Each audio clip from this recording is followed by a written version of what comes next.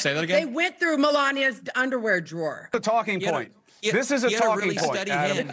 Merrick Garland was very careful not to politicize his investigations. Are you telling me? I have a question.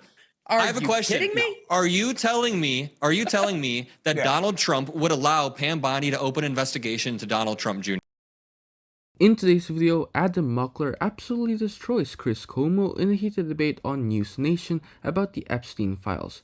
Chris Cuomo, for whatever reason, decides to go full nobody cares mode about the Epstein files, like actually saying people need to move on and that the left is wasting its time even talking about it. Adam Mockler comes in hot, pointing out that millions of Americans do care and that brushing off accountability for the rich and powerful is exactly why people lose trust in institutions. So let's dive in and watch how Adam Mockler shuts down Chris Cuomo in this heated debate.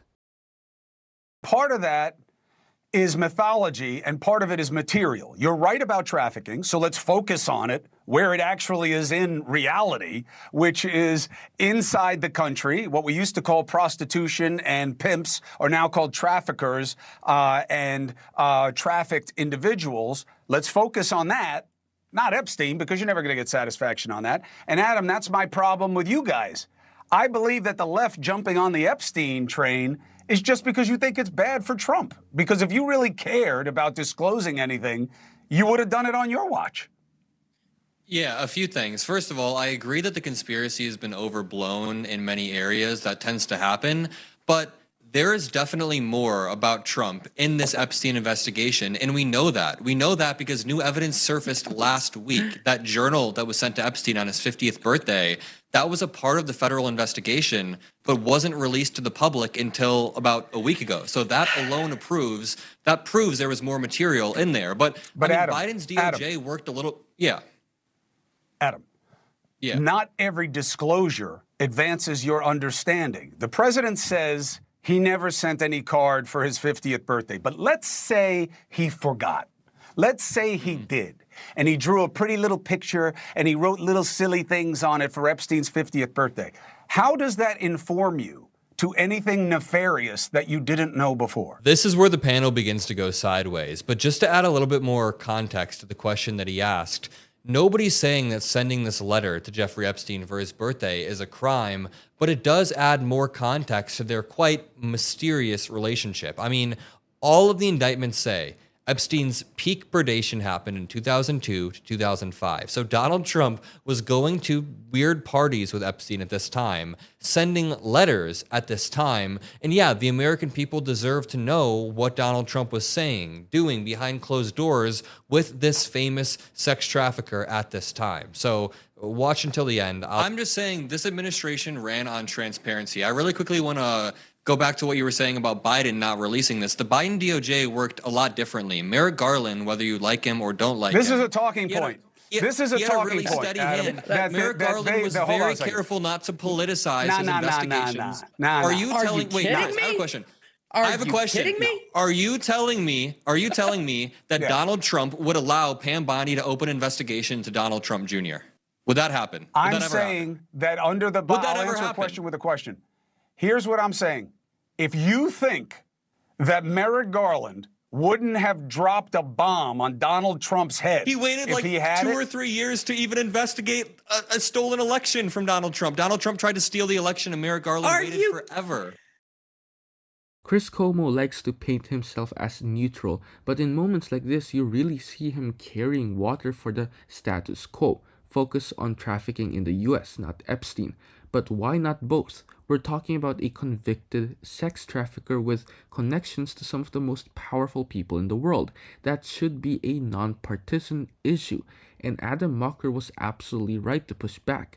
That 50th birthday note to Epstein might not be criminal, but it adds to a long pattern of behavior that Trump world wants to forget. Mar-a-Lago parties, he likes them young quotes, and more. These aren't just optics, they're clues. And let's not ignore the fact that the DOJ under Trump buried parts of this case. Meanwhile, Merrick Garland has moved cautiously, maybe too cautiously, to avoid politicizing investigations. That's what Cuomo misses. Transparency shouldn't be partisan. The American people deserve to know who enabled Epstein and who benefited from his disgusting empire. So no, Chris, people do care. Survivors care. Young people who want to know if their government protects the powerful at all costs care. And dismissing it as some fringe obsession only makes it more obvious how deep that rot goes. Are Why you would kidding me? Merrick They Garland- literally tied Trump up He- for the last 4 years to do everything they could to get him to not be able to run in 2024, especially as he continued to gain momentum and win following the assassination attempt. If you don't think Kamala Harris wouldn't have pulled this out if there was anything devastating to Trump, it's not about Trump. This was absolutely abysmal for Kamala Democrats Harris prior to the didn't last have month. the ability to Democrats pull this hated out. Epstein. Kamala Absolutely, Harris they didn't did. have the ability. Everybody can agree on the left and the right that the DOJ was definitely monopolized and was utilized to go against Trump and those people that were a part of, just like they used the IRS against conservatives in 2012, they definitely utilized the DOJ to target conservatives underneath the Biden Can you point to administration one and example definitely of target Kamala Trump and Harris? his family. They When went did through Kamala Harris Melania's communicate underwear with the drawer. DOJ?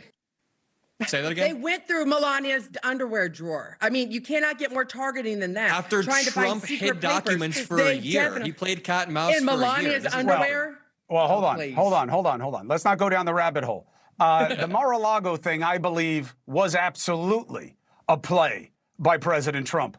And the FBI and the Democrats fell for it, is that he basically baited you. Yeah, come on in. Come on in. Come on in and take me. Come on in. And you did He's it. such a And it wound up chess being master. over nothing. And it looked like a horrible case of lawfare. Here's my pivot point that I want to end on. Adam, how are you guys, as you are now dangerously close to your own populist reformation movement that may be justified in terms of grievance over affordability, I think it is, but socialism as an answer is a death sentence. Why don't you guys just go after what's in the big, beautiful bill and make your case on that Democrats would have done better? Why screw with this other stuff that'll never end well?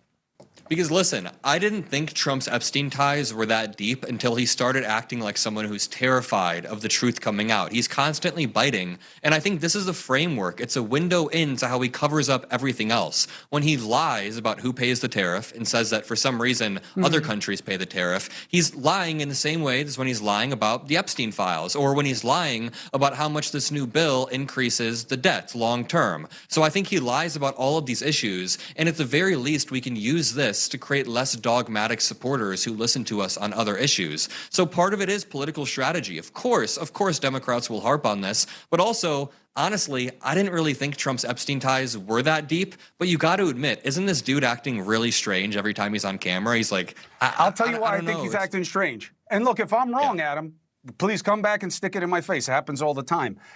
I'll tell you why he's acting strange, in my opinion. And Scotty, I'll give this to you and then we'll go. I think Trump is completely flummoxed as to why people care about this so much. Because he does not believe there's a client list. He does not believe there's a list of people. Yes, he threw out Clinton and Summers because that's what he does. He threw it out there so that a chooch like me would have to talk about it, which I am. But Scotty, There was so much I wanted to respond to. I want to run through it all really quickly, but that's what happens in these 5-minute news hits. Chris Cuomo keeps claiming that the Epstein case is overblown and that there's nothing left to dig up, but that take completely misses the point. When Adam Mockler pushes back, it's not just for political optics. It's about transparency and accountability in a system that has historically protected the ultra-powerful at all costs. The reality is, we do know there are more names tied to Epstein. Court filings, redacted documents, and newly unsealed materials all suggest there's a deeper network at play. Trump's name keeps coming up not just because of conspiracies, but because of credible patterns. His documented visits to Epstein's properties, his quotes, his years of association, and yes, his sketchy behavior when asked about it now. Chris Cuomo tries to act above the fray by calling it left-wing distraction, but that's just a lazy deflection. Investigating Epstein's client list isn't just about Trump, it's about exposing anyone who abused their power. And if Trump has nothing to hide, why does he always look like he does? Also, saying this is just political lawfare ignores how Epstein's victims have been denied justice for decades. If the DOJ is finally starting to crack open the system that protected him under both Democratic and Republican administrations, then good. It's overdue. And no, it's not pointless to talk about this while people are struggling with inflation or housing. Voters can care about the economy and want the powerful held accountable. It's not either or. There are a lot of pros and cons to that. The pros are that you oftentimes get a quick punch in and it works, but the cons are that you don't get to flesh out answers or respond to everything. So there was a point where Cuomo tries to imply that Trump was just baiting the Democrats and the FBI into raiding Mar-a-Lago. Number one, the Democrats didn't raid Mar-a-Lago. It was the FBI. It was a separate arm. And this was after Donald Trump stole documents for a year. If you want to say that like every single person on the run was Osama bin Laden also baiting SEAL Team 6 into taking him out? No, he was on the run. He was committing criminal acts and trying to evade the police. That is exactly what was going on with Donald Trump. It wasn't some weird thing where Donald Trump was playing 4D chess. Cuomo also repeatedly says the American people don't care about this, but as I point out, they do. It may not be the top of the list. I think prices and debt and everything else should rightfully so be at the top of the list. There are a lot of more important things than just Epstein, but it's pretty damn important, and it's a good window into how much this administration lies.